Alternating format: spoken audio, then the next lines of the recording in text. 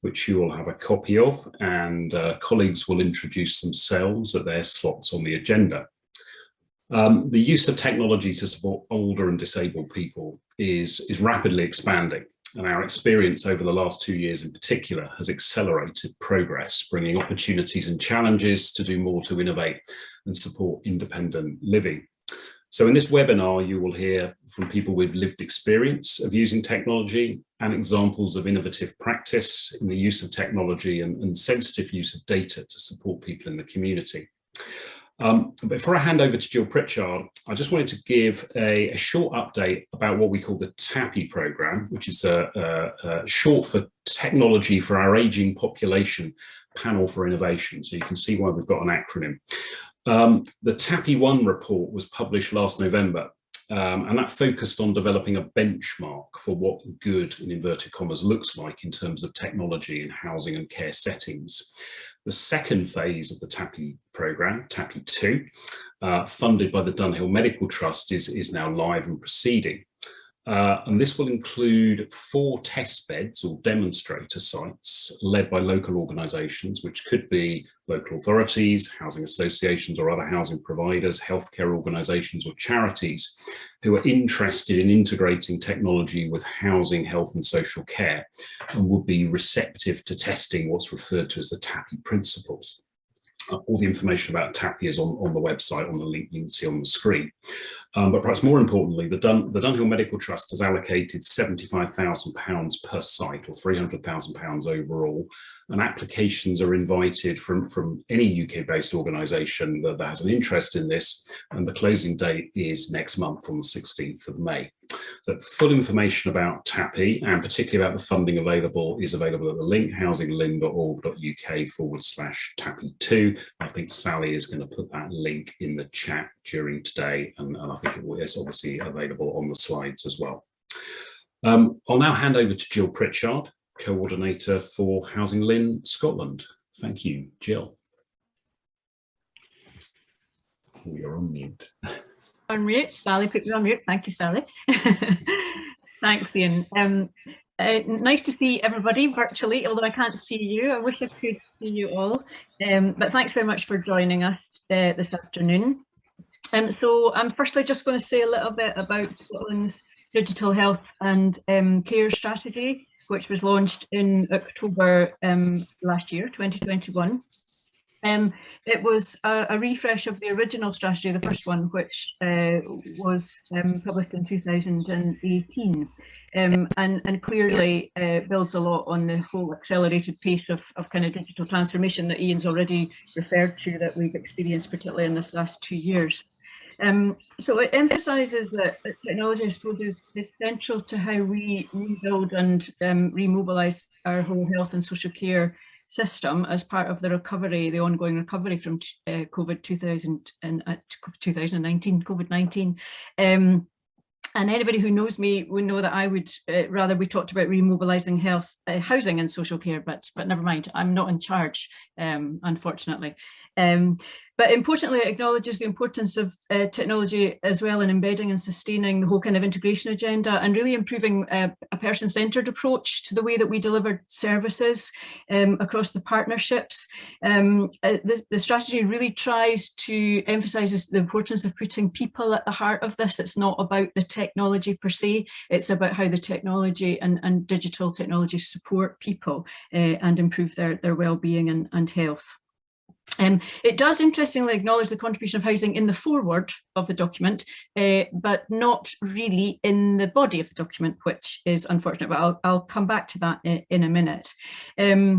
I think it talks a lot about digital inclusion and the need for us to reduce digital exclusion. And I suppose that's where many of us who work in housing absolutely are aware that housing has played a critical role in improving digital inclusion in terms of the rollout of kit through Connecting Scotland, iPads, laptops, etc. But importantly, not just rolling out the kit, but actually in supporting tenants and customers to be able to use the kit and to access its services, and indeed keep in touch with friends and family, and use platforms like Near Me over this last while and ongoing. And indeed, Near Me, so for people that are not familiar with Near Me, if it's not the platform that's used in outside Scotland, it's the platform that Health use for their virtual consultations. And indeed, it's been made available to housing associations in Scotland now, and Stephanie may refer to that when she talks later on. It's ambitious, the strategy, and it has a 3-year delivery plan. It is very ambitious. It talks about providing the right care in the right place and at the right time. And again, for those of us who work in housing, often the right place is at home or close to home. And so I think that's something that we need to keep in mind.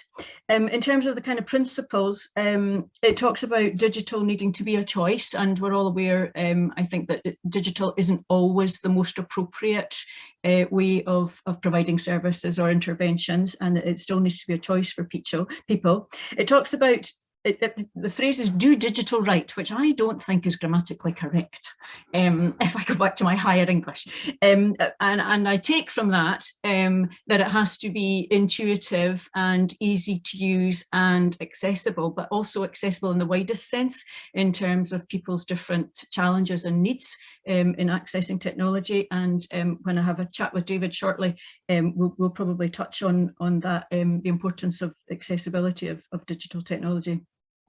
It talks about the need to address the underlying infrastructure across Scotland, and again, those of us who have been up in the Highlands recently, and other folk are talking about, oh yeah, we're getting 5G, in Edinburgh. You're lucky sometimes if you get 3G in some of our outlying remote and rural areas. So that's an ambitious agenda, and indeed the ongoing kind of use of moving information to the cloud is part of that infrastructure as well.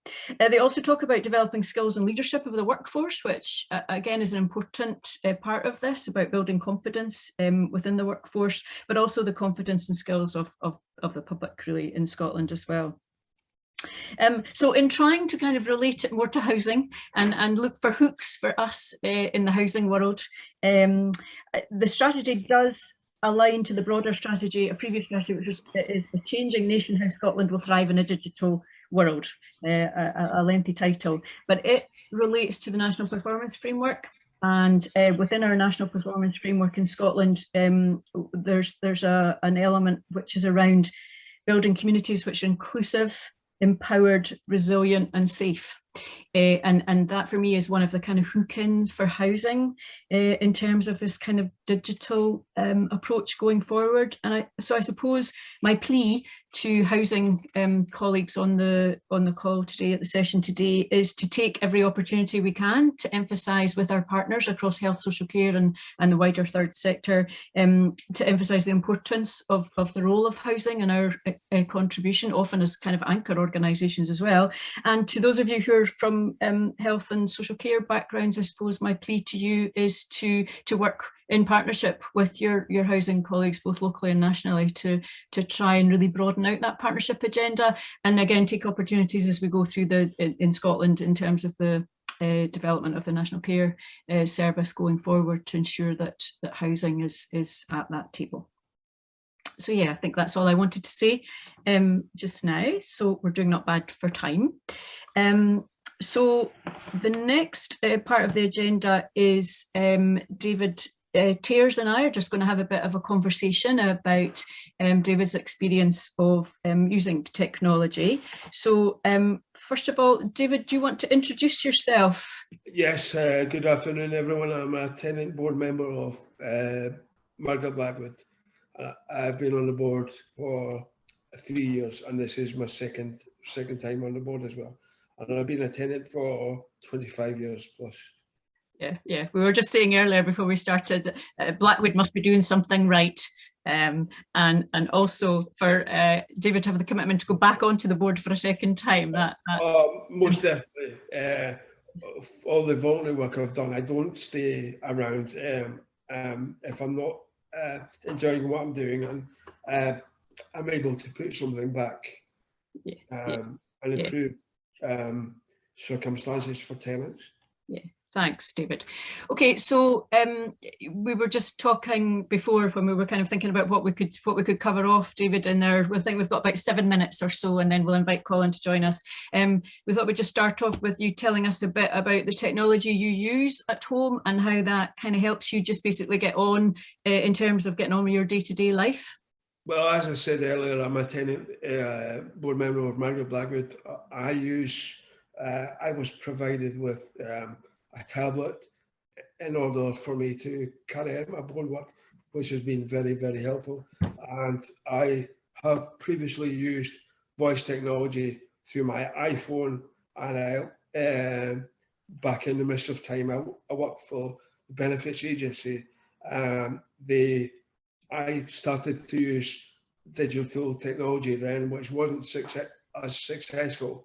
That was back in 1993, I think it was. And I then acquired an iPhone many, many years later. And to my delight, I was surprised the technology was much, much better. And as Colin will tell you later on, the tablets that are provided by Margaret Blackwood have voice technology within them. So it makes it much easier for me to communicate.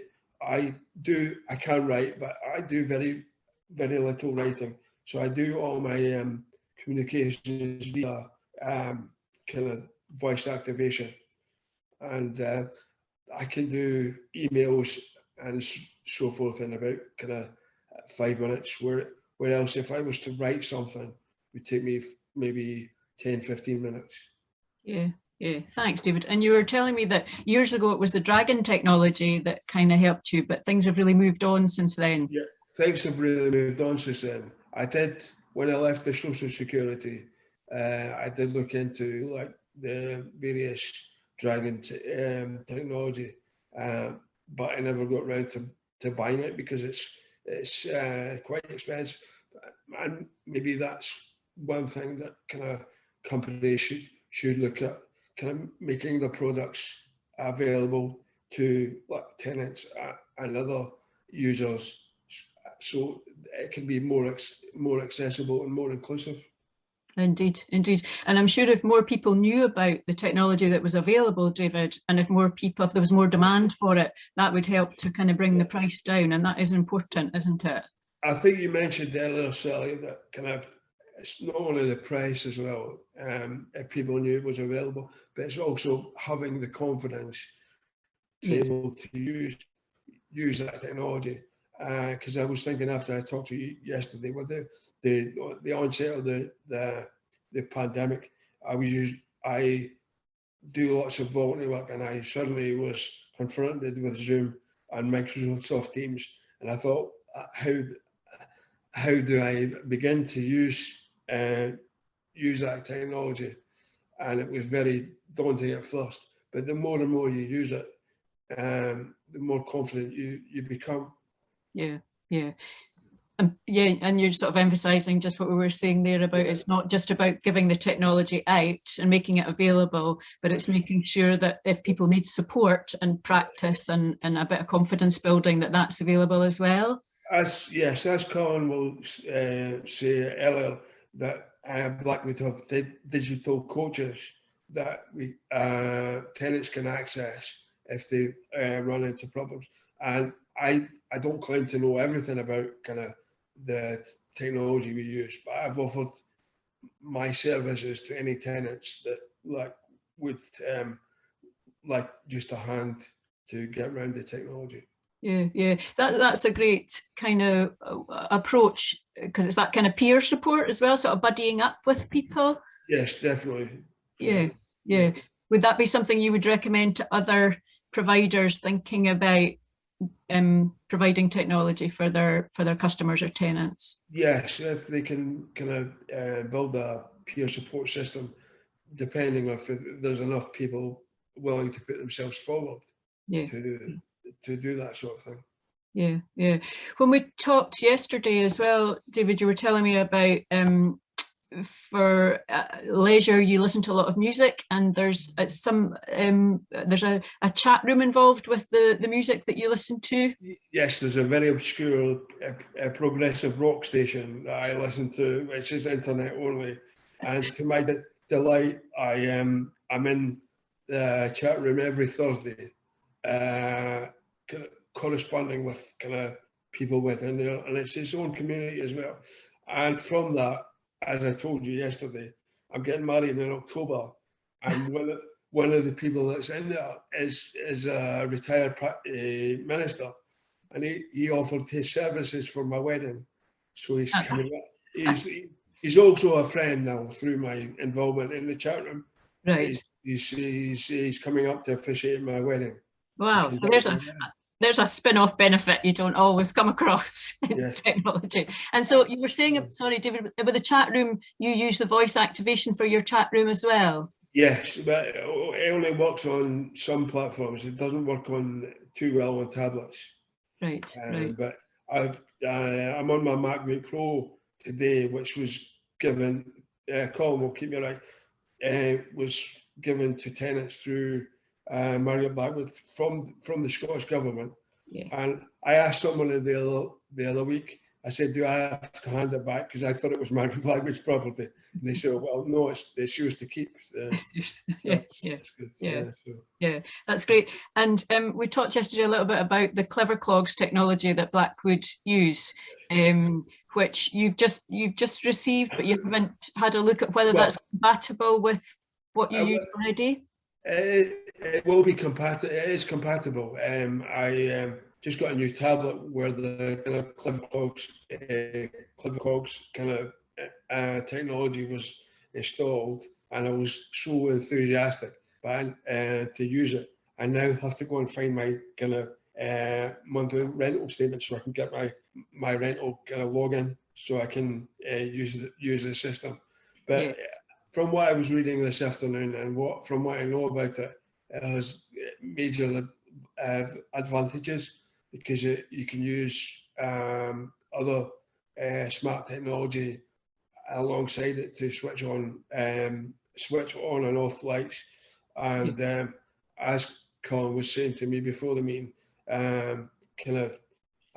we provide care to tenants, so carers can when they arrive to provide care, they can log in through the system and put reports, and also put weekly schedules on for tenants, so they know when the carers are coming. Okay. Thanks, David. We've just got a minute or so left. So one of the things I think we talked about yesterday was, what other advice you would give to other providers. And one of the things you said to me was about trying to get the tech right first time for people and iron out the kinks for folk. Yeah. Well, I've worked across the NHS as a public rep, and the number of organisations that send out kind of attachments that sometimes are not always compatible with your actual kind of your actual device. It does make it difficult sometimes. Yes, yeah. So that's something for providers to check and ensure that they test that out with people to make sure that it's back to that accessibility agenda, really, isn't it? Yeah, and as I said to you yesterday, I've done some work for the Scottish Housing Federation on testing kind of their website. The last time it was updated, I went to the office in Edinburgh. I found it quite easy because I probably knew how to navigate myself around the website. But for someone who was coming to it new, it can be quite daunting. Yeah. And as I said, what I found useful as well, if organisations could put links to external pieces of information, that might be useful. Okay. Well, thanks very much, David. I'm going to bring Colin in, if that's okay now. Yeah. So, Colin, is Colin there? So we were just going to ask Colin, asked you to say just a couple of minutes or so about Blackwood's kind of strategic approach over the years, and any other kind of lessons learned with all the introduction of all the technology that you've been using over quite a number of years now, and how the technology has evolved. Yeah, absolutely. Thanks, Jill. I think a couple of things. Our strategy has been around giving people a device, connectivity, and training to support them to use that. And we started off with an approach that the Clever Cogs technology was there to replace the old analog telecare systems in our care homes about 7 years ago now, and it grew from there. And our approach has been one of co-design and co-creation with customers. And the cogs part of Clever Cogs comes around that people can bolt on the different products and services that they need. So it's all about that choice and control for people about what is it you're trying to achieve, and can we use the technology to help you do that. So, David already mentioned things like the home automation technology. So with our Blackwood houses, which are the beautiful, affordable, accessible and connected homes, that's all around how do we bring the technology and the home together to enable someone to live as independently as they want to. So that's been our approach. As we've developed that, we've kind of now got that digital foundation, if you like, across our homes.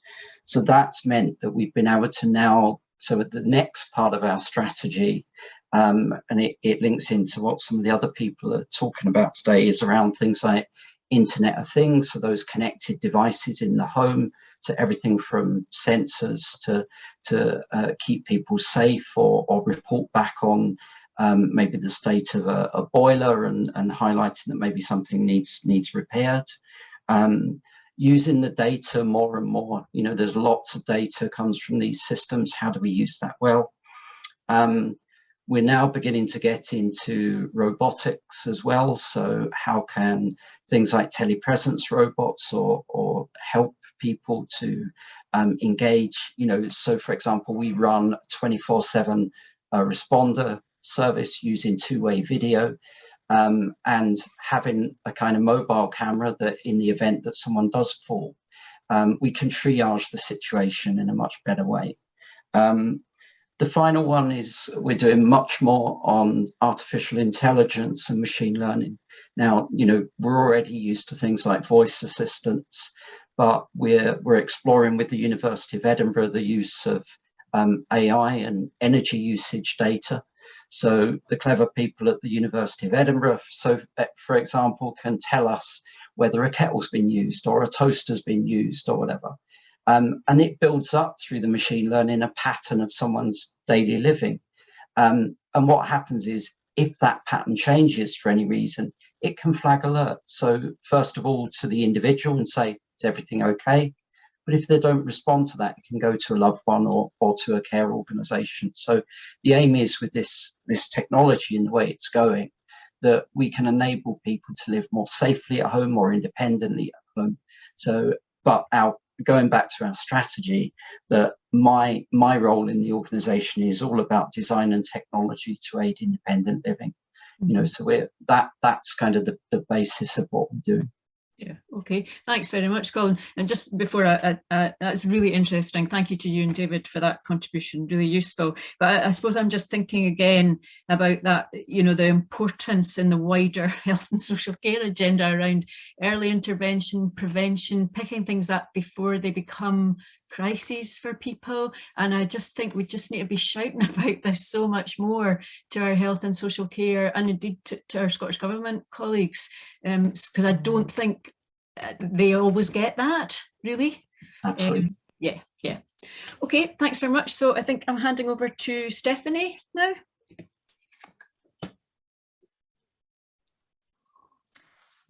Good afternoon, everyone. Thank you, Sally, for sharing my presentation today. My name is Stephanie Elliott. I am the new Technology Enabled Care and Housing Lead based with the SFHA. I will admit I'm 4 weeks in role, so I'm trying to pick up all this stuff, including the Healthier Homes Initiative, which has been ongoing for around a year. Next slide, please, Sally. So this presentation will cover a couple of topics. What is the Healthier Homes Initiative? Why we need such an initiative? A bit of background. In fact, Blackwood is one of our Pathfinders as well. So a little bit about the types of projects that we're undertaking and where we are now in terms of the overall initiative. Next, please, Sally. So what is the Healthier Homes Initiative? The Healthier Homes Initiative, which is part of the sort of wider tech programme, is open to all housing providers who want to work with other organisations and tenants to explore how we use digital technology to support tenant health and wellbeing by enabling, like we've already said, prevention and intervention, but relating to heat in the home. So it was initially created to explore the relationship between heat, home and health. And it's been developed in response to a couple of themes that emerged from the Housing to 2040 around energy efficiency, digital participation, proactive approaches and tenant engagement. But it also links in with the independent review of adult social care, the National Health and Wellbeing Outcome Framework, as well as the digital strategy for Scotland. Now, the Healthier Homes Initiative is also supported by TPAS, the Public Health Scotland, the Scottish Government, Digital Directorate, ChangeWorks, Energy Saving Trust, the Data Lab and Census. So maximising opportunities to engage with each other and share learning.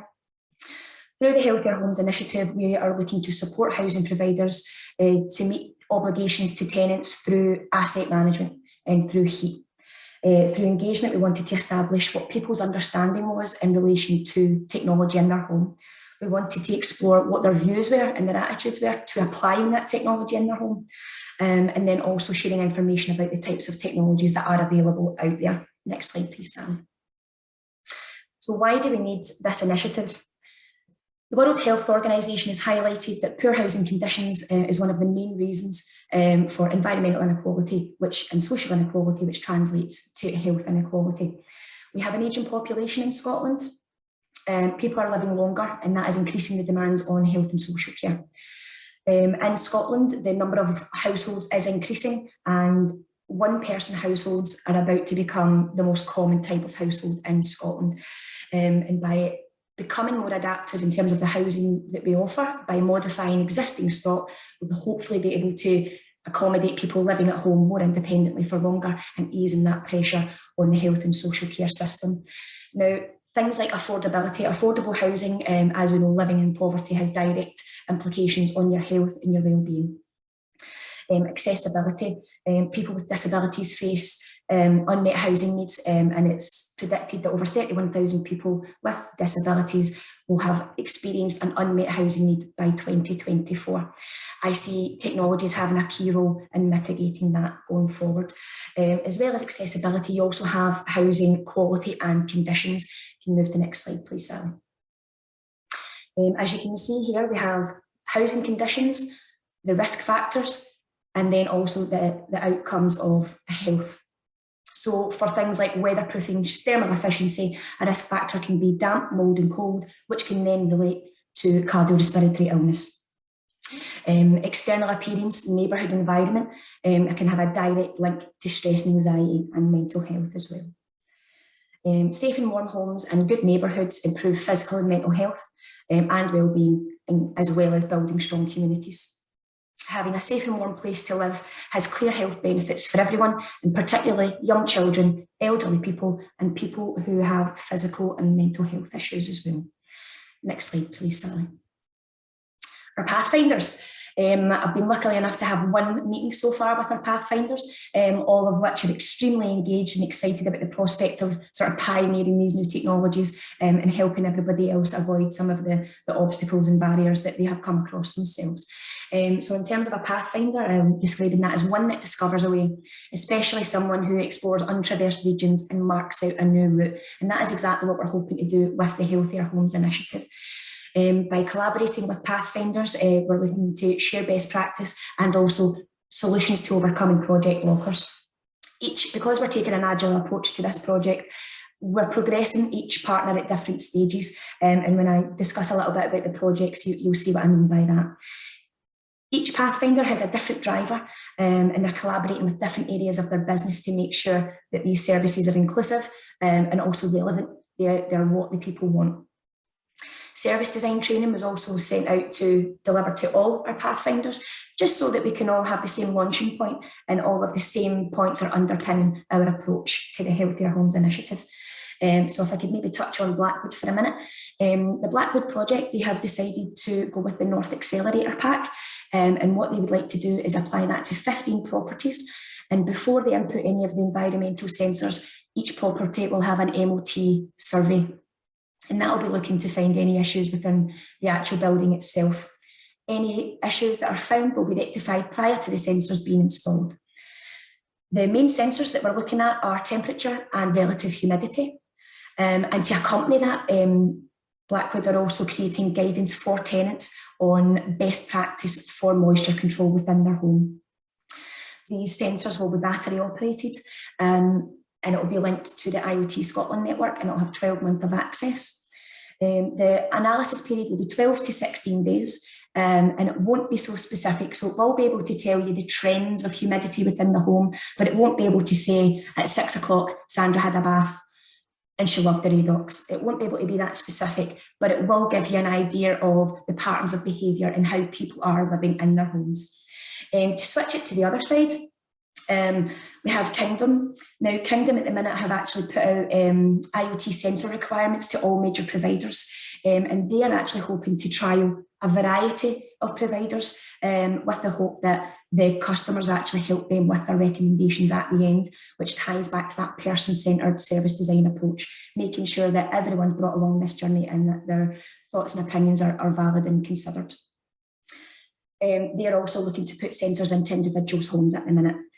So for my last wee one for Barhead Housing, they're taking a slightly different approach. They are going to create what we call a tech house, and it's going to be anybody who's interested in experiencing technology can book a night to stay in this tech home, where you can try all the mod cons and actually kind of try and eliminate a little bit of that fear without worrying that it's in your own home and that you might break something. After the project's done, Barhead are hoping to continue with the tech home and offer it out for respite in the future. So next slide, please, Sally. So where are we now?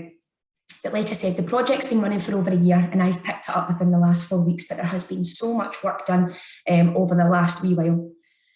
And our first phase was understanding the landscape. So it was about getting out to housing providers and asking who would be interested in becoming involved.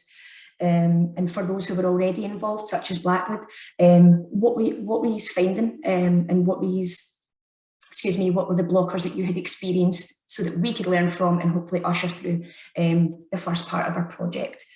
On completion of the survey that was sent out, all interested parties were invited to a Healthier Homes Day, where we shared some more information regarding what we would be hoping to achieve out of the trial, but also to gauge how the sector itself felt about applying this type of technology within their assets. So we contacted organisations, individuals from housing, health and the third sector, as well as the government, who can support Pathfinders on this journey.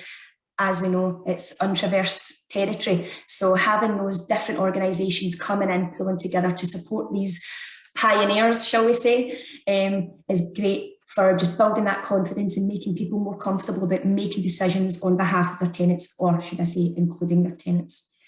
Following the interest, at the end of June, we founded the Pathfinder Collaborative, and that's been a 6-weekly meetup that's been happening all year, and where we share what's been happening, what we're thinking of doing next, but also helping each other out to progress past some of the blockers. Like, for example, the analogue systems at the minute didn't used to require IT input. Now, as we're moving over to digital, a lot of IT departments are having to be recruited and involved, and unfortunately there seems to be a bit of a backlog as all aspects of your business are looking to digitise, this just being one of them in terms of kind of telecare, environmental sensors and that sort of thing. The second stage was understanding customer attitudes. Now this is a stage that we've just finished, and they recruited TPAS to do some community engagement, some customer engagement. That report actually comes out next week. So I would really love to come back and maybe provide a wee bit more information for that for you guys. To TPAS was helping facilitate, including sharing NHS information, what makes a healthy living environment, understanding what's important to customers and exploring existing challenges and concerns, considering the role that tech may have to help better your experience and your environment. Customers who expressed an interest in exploring the matter further are invited to have more in-depth conversations with the Pathfinders and TPAS, as well as the SFHA and others. Now, the third phase, which is where we're about to start, is the test of change. Now, I had discussed a little about the pilot projects. Some of them will be ready to go before others. So part of my job is to sort of bring everything back and reimagine that timeline. Because like I said, there was unforeseen challenges that prevented us from maybe accelerating as fast as what we would have hoped.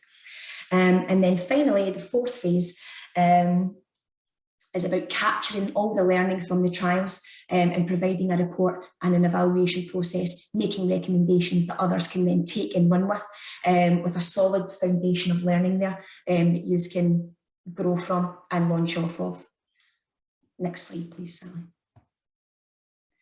Bringing it back to the reason that we're here. And it's just a reminder of the reasons why we're doing what we're doing and what we're trying to achieve. And we're hoping through sensor technology and input from the housing sector that we can help people take ownership and responsibility for their own health and well-being as much as they would like and for as long as they can. Take care, everybody, and I look forward to hopefully some questions. I've got more questions after that, so I'm sure you will as well. Thanks very much.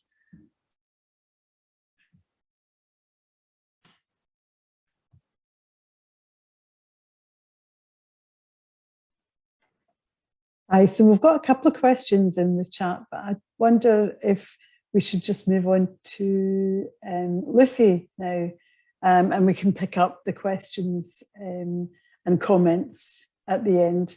But just to say before we do move on, David, somebody has sent a message congratulating you on your forthcoming wedding. So you don't, yeah, so that was nice. Okay, Lucy, do you want to pick up now, and we'll come back to the questions at the end, but people do put your questions or comments in the chat or in the Q&A. Okay, I'm just going to give a wee update on where we are as an organisation and what we see as the future and where we're heading to within the health and social care sector in Scotland. So can I just stop a second? I'm getting some feedback here. Is anybody else getting it? No? Yeah. Is everybody on mute? That's it. That's it off. Okay. So we started doing censoring houses a way back in about 2013-14, and the reasons that we started doing it were all the ones that Stephanie mentioned there in her statistics, that we were very rural, we had a lot of single people, we had a lot of elderly people, and whatever the demographic for Scotland was, Highland was always worse with all those statistics. And then we had a tenant who died in one of our houses and lay unfound for over a year. But what it did to us was enabled us to focus on the fact that we are a general housing association. We're not a specific one, we're not a care, you know, some housing associations focus on different sectors. We're not, we're general. And these things happen to general tenants. So going back to what Jill was saying earlier about how do we prevent this happening or minimize it as much as possible. So we did quite a lot of work with our tenants about what was acceptable and what wasn't acceptable. It was quite contentious at the time because we didn't want to have wearables. Our tenants didn't want wearables, but wearables were the big thing in about 2013-14, and we were told that we were going down the wrong path. So for any of you that are starting out on this, people have heaps of opinions, and there's heaps of people out there that'll tell you you're doing the wrong thing. Go with your gut on this and go with what your tenants tell you, not what other people are telling you. You'll get heaps of that. Anyway, so we set up a system of ambient sensors, and then we got City Region deal funding, where we managed to get the NHS in as a partner and the Highland Council, and we developed a censored house, which I'm just going to try and show you just now.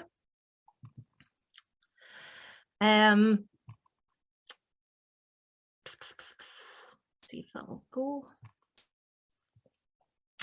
Those were the first houses that we set up, and those were the sensors that we put in. So we had sensors in the doors and the windows. We had sensors on the chair that the person sat on, the side of the bed that they sat on, their kitchen utility cupboard, their food cupboard, their fridge, their toilet. And from that, what we were able to establish was daily routines. Now, at this point, everybody asks me, how did you get permission for the tenants to do that? The tenants that went into these houses were allocated the properties in partnership with NHS colleagues. So these were people that were coming out of hospital, or were already in sight of some of the health professionals like the GPs, but hadn't entered the care system yet.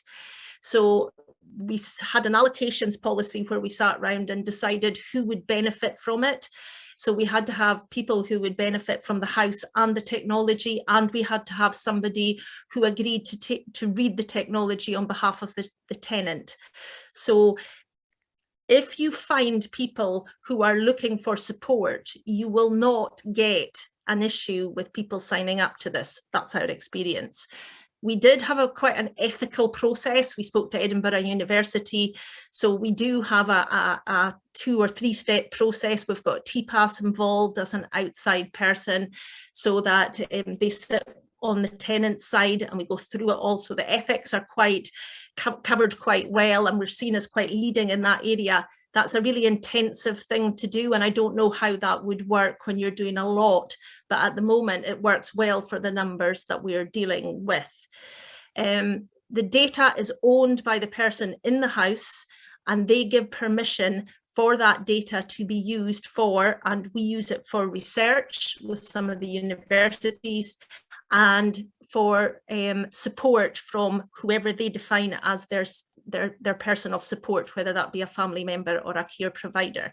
But that all has to be signed off individually, and the details have to be spelt out. We don't do a generalized thing like Google or Amazon or anything like that. They actually know where the data is, where it's going, and they have the right to stop it at any time. So those were the principles that we started off with, and they have remained throughout the whole of the project. So we were looking at a specific clientele. When we started out, we thought we knew what we were doing. We were looking at old, frail, elderly. That was where we thought that we would default. That isn't actually who we housed in the first houses. So taking the principle that you needed the house and you needed the technology, we actually ended up with the youngest person going in was 18, and the eldest person was 93.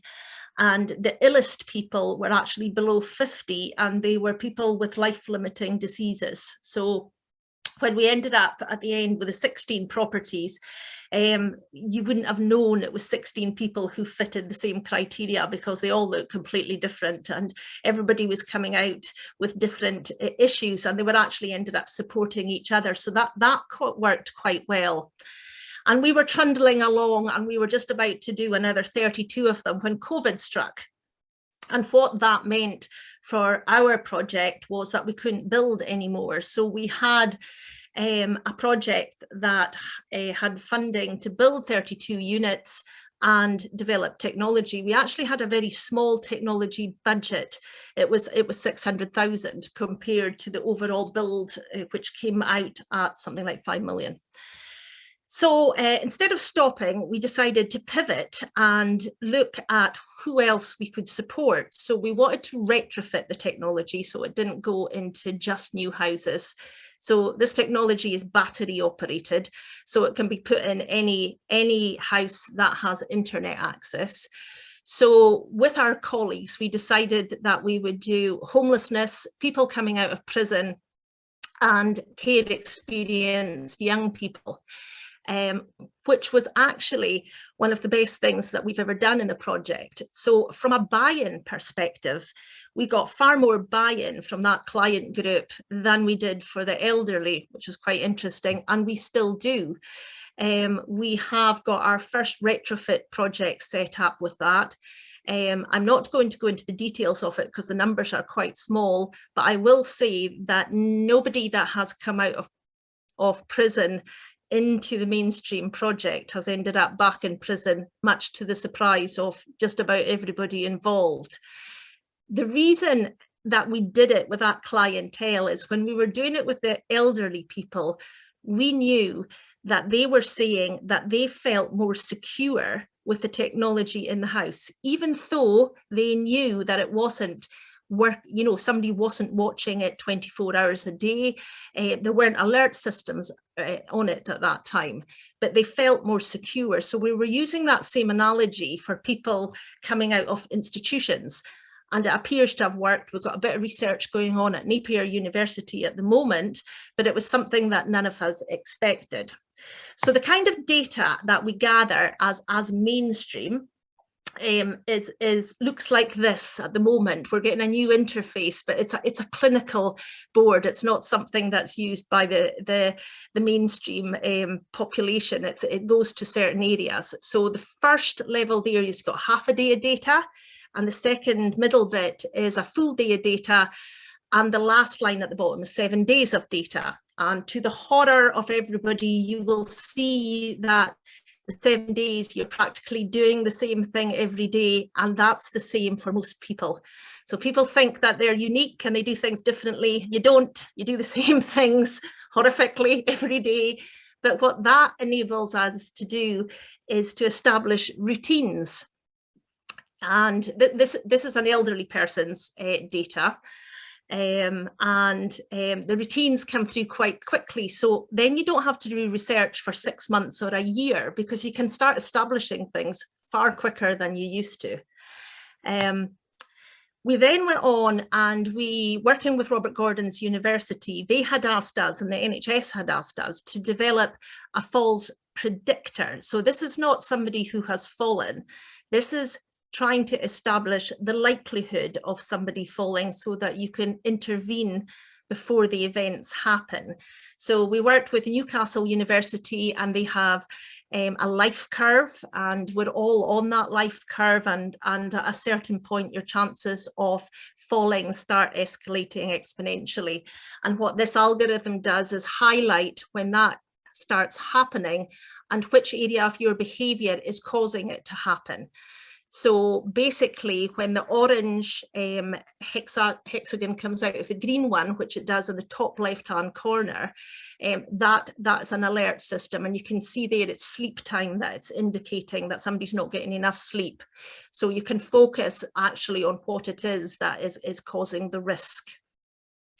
We then went on with Robert Gordon's to start looking at events and not just data points. So we started looking at how long somebody took to get dressed in the morning, how long it took them to make their meals, and how long it took them to wash. And our next stages are that we are putting the sensors in on a short period for people who are getting care assessments to see if the data can replicate what the person is seeing in their care assessment or not, as the case may be. So that's our next stage, working with the integrated care team in Highland South. So when we started then going on to, as I say, the institutional care, one of the things that we started looking at was drug addiction. And we were speaking to a few agencies who asked us if we could see if somebody's routine had not been repetitive during the day because of drug and alcohol intake, basically. So I'm going to show you in the next two screens, two different people. So the top line is one person and the bottom line is another person. One of them is still still taking addictive drugs, and the other isn't. So you can see the top line is the person that is still taking drugs, and the bottom line is the bottom three are somebody who isn't. So you can start to see quite clearly that there is the patterns on the bottom for the person who isn't taking drugs are more routine than the ones on the top.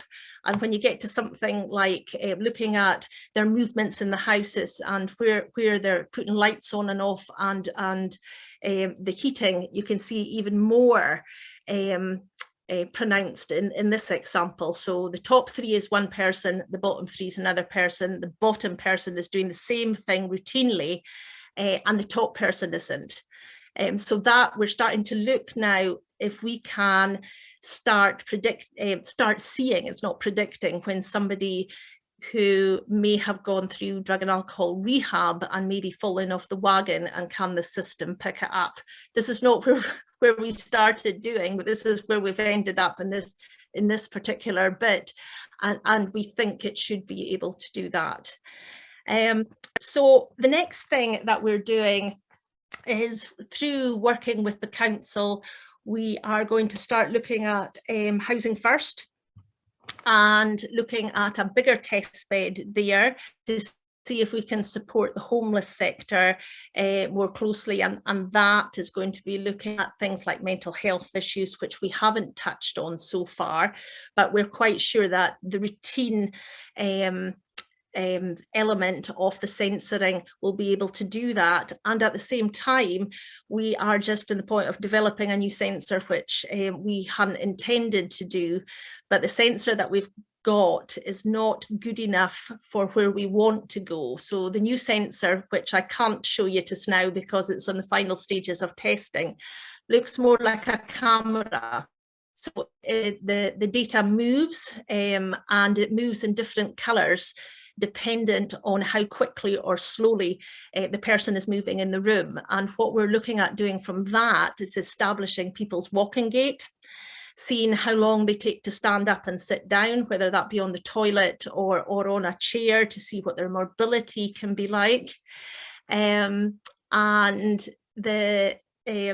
we are also working with Glasgow University on that to see if we can establish a 5G way of doing it within the home. We've already done a 5G exemplar in the house in Dulmore, and we're going on to the next stage. So what will happen eventually is that there won't be sensors in the home like these. In about 10 years' time, it will be 5G waves, or probably 6G waves at that time, that will do the measurements and not sensors. The data that we are gathering is, we're just at the final stage of doing contract with Edinburgh University. It'll be the first CSI database, certainly in the UK, and possibly wider than that.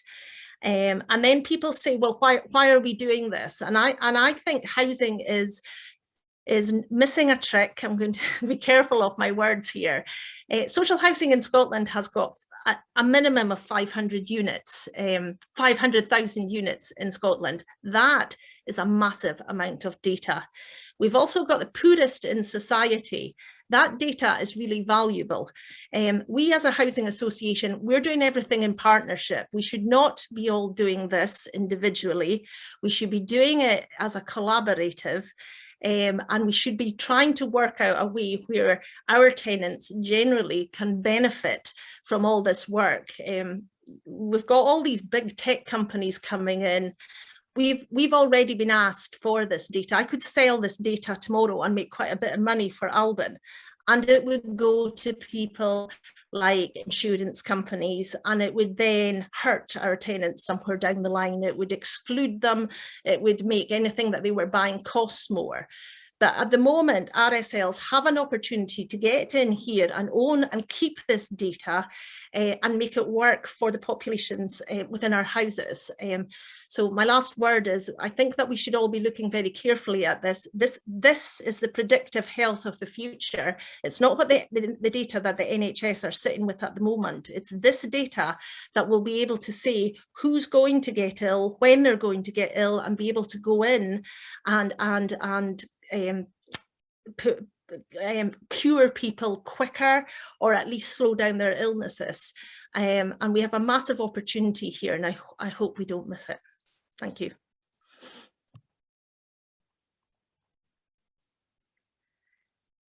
Oops. Hi, everyone. That's some really, really good presentations there from all our contributors. We have got some time for comments and questions. There's a few in the chat and one in the Q&A, and obviously if people have got more, there's some really thought-provoking stuff there, please do come in. But just from Yvette, Yvette was interested to know if Clever Cogs is available beyond Blackwood tenants. Colin, would you be able to pick that up? Yeah, of course. Not yet, but we are planning to make it available. So we're working on that at the moment. So do feel free to get in touch. Okay, so you're working on it, but do you have any idea of how long it might be before you're ready to possibly roll that out, or is it testing at the moment? Yeah, we're going through testing. We've done a kind of market survey work as well, so we're just working through what the offer might look like. So yeah, I've not got an absolute time frame for that, but soon. We're, you know, it's part of, it forms as well part of the larger Peoplehood Healthy Aging project that we're doing as well. So we're doing a lot of testing of different approaches as part of that project. So as I say, if people do want more information, just get in touch with us at Blackwood. Okay, thank you. And just somebody, there's a question there about the data piece. Somebody's, I'm not quite sure who it is because there's no name, but I think possibly Lucy and Colin could come in here. We need data standards for our sector, given the richness of data that we will have. Well, the question, are we looking at this in SFHA? Stephanie, you might know that. But although we are involved in government discussions around the data strategy, but has anybody got any, is Lucy or Colin first, have you got a perspective on that? Do we need standards? Are there standards already there? Lucy, do you want to go first and I'll... So I think the ethical standards are being developed at the moment. I think that's the first ones that have to be done. Edinburgh University's got a new ethics professor who's very good. And one of the biggest lessons I learned from her was I went in and said I wanted to be the most ethical person, and she laughed and she said there isn't such thing. So there's white ethics and black ethics, but most of it is shades of grey in the middle. But where you are within the shades of grey says who you are as an organisation and what you are as a person, which I thought was quite pointed. And I think that we need, as a housing association movement, to decide what is acceptable and what isn't acceptable within that area. So maybe that's a topic for a round table, Lucy, that we can look at. Colin, do you want to come in here? I think the only other thing I'd add to that is one of the areas we're working on in Blackwood is personal data stores. So that movement to individuals having a store where they grant permission for organisations to use their data. You know, you can update your data once in your personal data store and send that information out, and that within itself brings a set of standards. Because you know all the different systems have to talk to one another. So I think that's one way. I think more widely there's a lot of work going on around kind of digital telecare standards and things. So there is work going on, but I think as Lucy already mentioned, it's that ethical use of data that's the most important thing. We're seeing more and more with AI and machine learning. Where we just invite these devices into our homes. And I was in an event with someone from Amazon who was telling me that they can predict if someone has Alzheimer's from their ordering pattern on Amazon Alexa. And you think, why do we not know that more widely? How do they know that about someone, but a clinician might not? So it goes back to those black and white and grey areas of data, I think. Yeah, it's a really good point. Stephanie, I mean, I know you've only, I don't like to put you too much on the spot because you're so brand new to SFHA, but I mean, is this something that we're looking at in terms of standards with the Scottish Government? some of the Absolutely. work. Yeah. So with the social care tech strand, as well as the digital telecare tech strand, they are doing mass and the digital transformation work that's been done. It's all to do with data standards and making sure that everyone's compliant before they make any big decisions. So picking up on all of that, with something that we need to look at. There's another question in the Q&A box. Somebody's looking, Susie's looking for research evidence on artificial intelligence and ethics again, and they're looking at that through the lens of disability, inclusion and independent living. Has anybody here got anything? Stephanie first, is there any, can you throw any light on that for Susie? Could you repeat that, Eileen? Sorry, you broke. Am I breaking up? Sorry.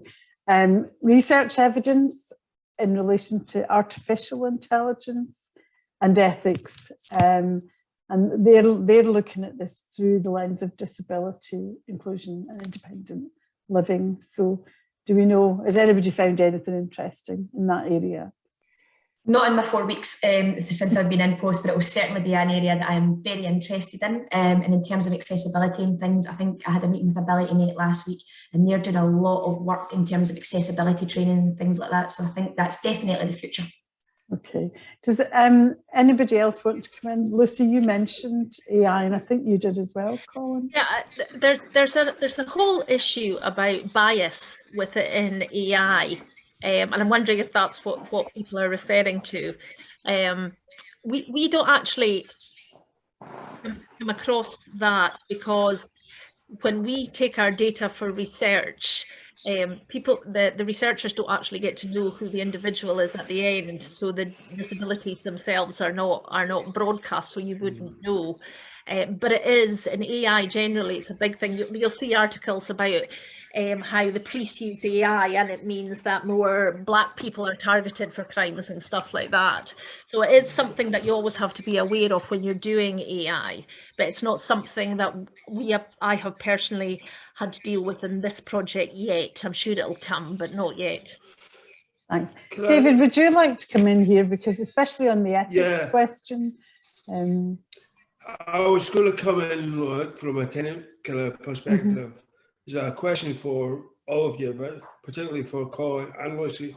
The data can be used kind of in a good way for care plan reviews, but Jill and I had this discussion yesterday. It may be used kind of by care providers to stop kind of tenants from being risk averse. And I just wondered what your views are on that. Does anybody want to come in and comment on that, people? Colin, do you want to come in? Yeah, absolutely. I mean, I think I go back to the fact that, you know, within the personal data store, we have permissions set up with the individual tenant about how their data is used and for what purpose. And we need to be absolutely transparent with people about what that data might be used for. And I think as long as everyone's clear with why that data is being used and how it might be used, then that keeps everyone right. And people, of course, have the right within that to refuse to give access to those particular types of data. So, and, you know, going back to, you know, our approach to all of this with the technology has been people have choice. So if people don't want the technology in their home, they don't have it in their home. And I think as long as we keep to that, then you know, we can't go wrong in terms of, you know, people not feeling that they are, you know, any type of bias or anything else towards either the AI or the data use.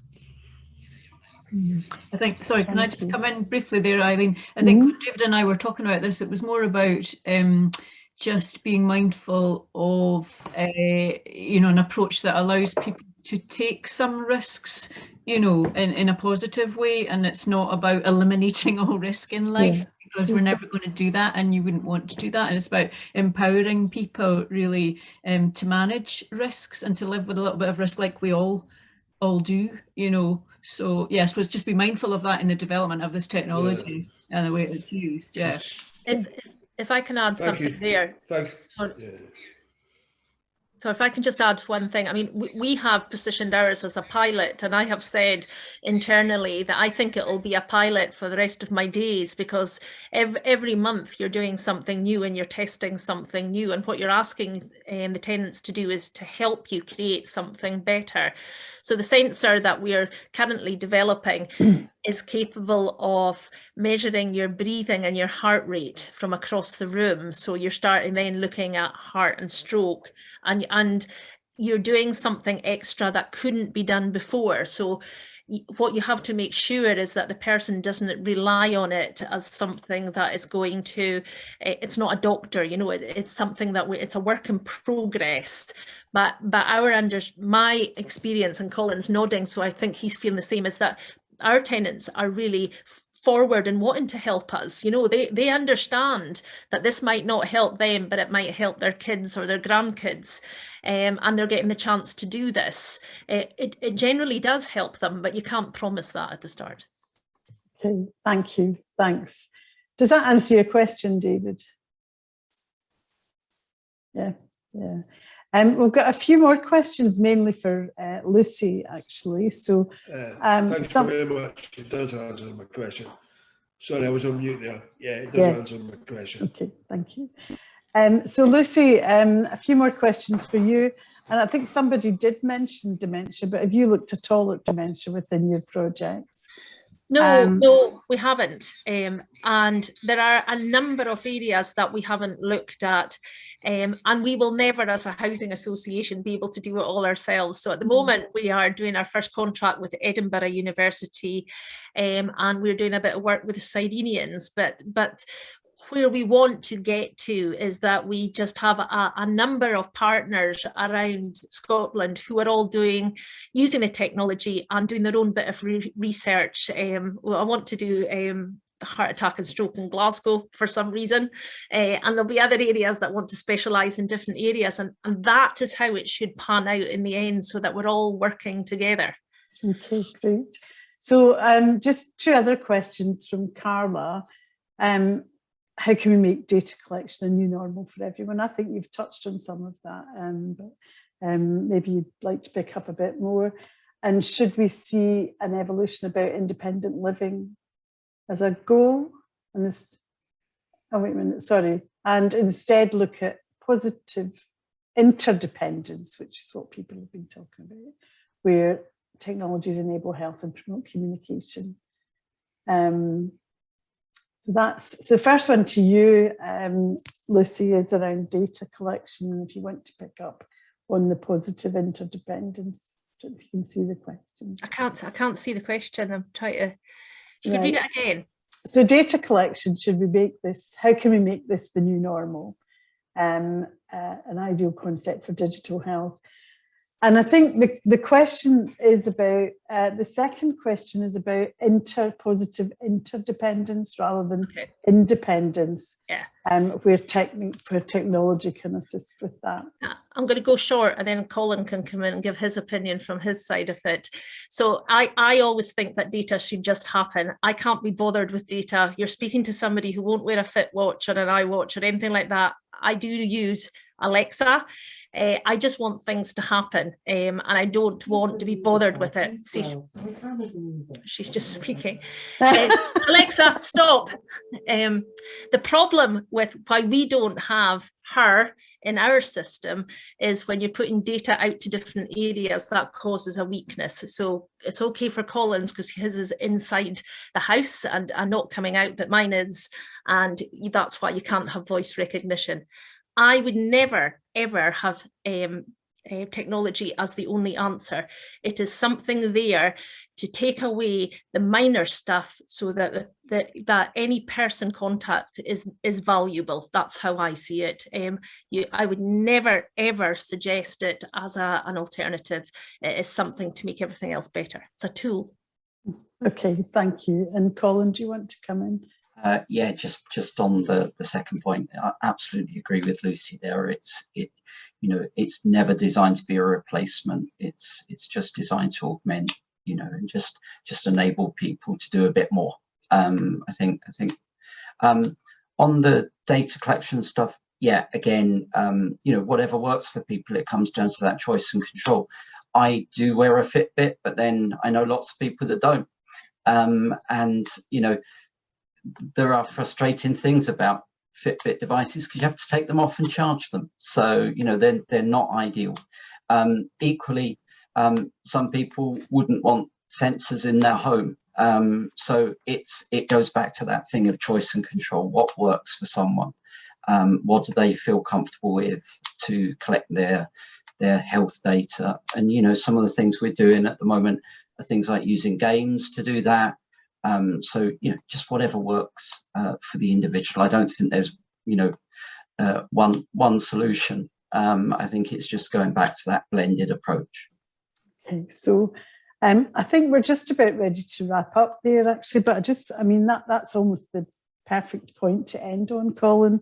And just to go back to what Ian was saying at the very beginning, and I think it's been reinforced by almost, well, every single contributor, basically from the Tappi inquiry, that was about using technology to support independence. As Lucy said, it's not an end in itself, but it's about using whatever's there to suit individuals based on their choice, their control. And I think the other key point, and that's come across quite strongly as well, is working in partnership is the only way to get this done, particularly across housing, health and care. Jill touched on that at the beginning. I think that's been reinforced again by a lot of the research and the work that Lucy has been doing. So I think, again, the kind of really important thing is that we make sure that our voice is in any of the discussions with our health and care colleagues to demonstrate what we can do from a housing perspective. So I think it's watch this space. We'll be talking about this more. There's lots of really exciting and interesting work going on, and we'll hopefully bring you all back again for another session with SFHA and HousingLIN to look at this in a bit more detail. So thank you to all our contributors, and thanks for your questions from the floor.